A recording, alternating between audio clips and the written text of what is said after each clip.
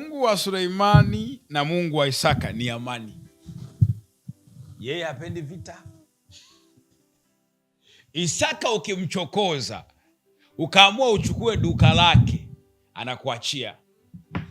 Anaenda anafungua duka jingine. Baada ya mwezi mmoja, duka lake alilofungua ni mara 5 ya duka lako alilokuachia. Mungu wa Isaka ni Mungu wa amani. Hapendi vita. Hapendi vurugu. Hapendi mapambano, si moto la vunja. Yeye ni amani. Mkija kugombania kisima, Isaka waachie. Ukija kugombania anakuachia. Ni amani. Ni kuishi kwa kustarehe. Na utagombania kisima cha kwanza, cha pili, cha tatu, baada ya utagombania tena mtamwacha.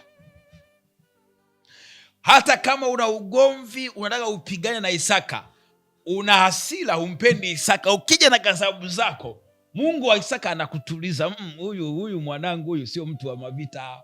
Kwa wale ambao sisi hatupendi vurugu, wale sisi ambao sio watu wa majeshi, Mungu wetu huyu hapa. Wale wenzangu na mimi tusiopenda vurugu nyingi, tusiopenda kupasua na peleka moto na kunyang'anya na kupasua na kubutua, tusiopenda hayo mambo, Mungu wetu huyu hapa. Mungu wa Isaka ni amani. Msiopenda vurugu kwenye ndoa zenu, fujo, Mungu wenu huyu hapa. Msiopenda vurugu kwenye kazini kwako, yani unakukela, mafujo, mavurugu, unakudisturb, unataka kumuomba Mungu, Mungu wa Isaka atatuliza zoruba. Vurugu hamna. Yeye ni mtu wa amani. Nataka hii agenda iombe vizuri. Saa nyingine vita zinatupotezea focus. Tunakomana mavita, unagombana na vita, vurugu, vita nyingi. Yani tunadili na vita sana. Sometimes tunahitaji amani jamani.